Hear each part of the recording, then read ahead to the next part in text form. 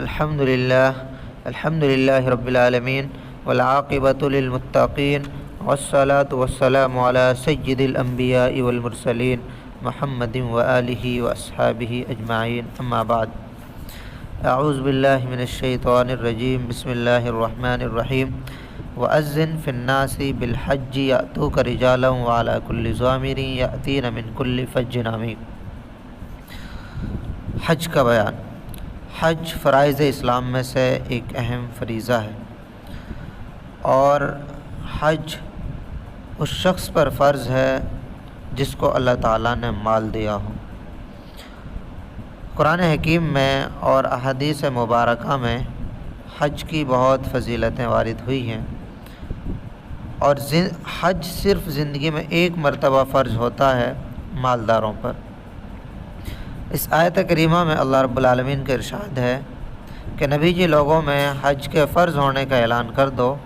اس اعلان سے لوگ تمہارے پاس، یعنی تمہاری اس عمارت کے پاس حج کے لیے چلے آئیں گے، پاؤں چل کر بھی، اور ایسی اونٹنیوں پر سوار ہو کر جو دور دراز راستوں سے چل کر آئی ہوں اور سفر کی وجہ سے دبلی ہو گئی ہوں۔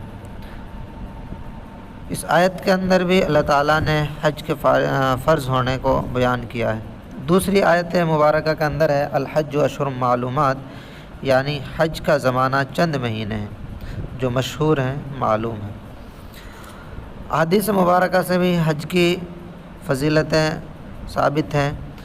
حضرت ابو ہریرہ رضی اللہ عنہ کی روایت ہے، فرمایا نبی علیہ الصلوۃ والسلام نے، من حج للہ فلم یرفث ولم یفسق رجع کیوم ولدتہ امہ۔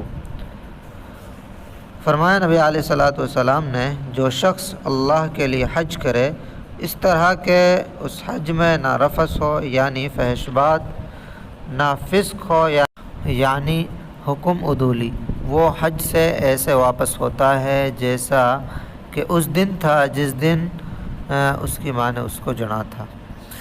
اور بھی دوسری احادیثوں سے حج کی فضیلت معلوم ہوتی ہے۔ حضرت ابو ہریرہ کی روایت ہے، فرمایا نبی علیہ السلام نے، الحج المبرور لیس لہ جزاء الا الجنہ۔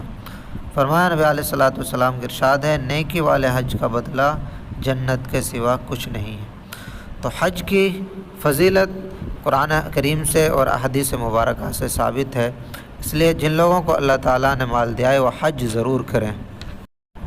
اور اس کے اپوزٹ، جس کو اللہ تعالیٰ نے مال دیا لیکن وہ حج نہیں کرتا، تو اس کے بارے میں نبی علیہ السلام نے ارشاد فرمایا، فلا علیہ ان یموت یہودیا او نصرانیا، کہ کوئی فرق نہیں اس بات میں کہ وہ یہودی ہو کر مرے یا نصرانی ہو کر مرے۔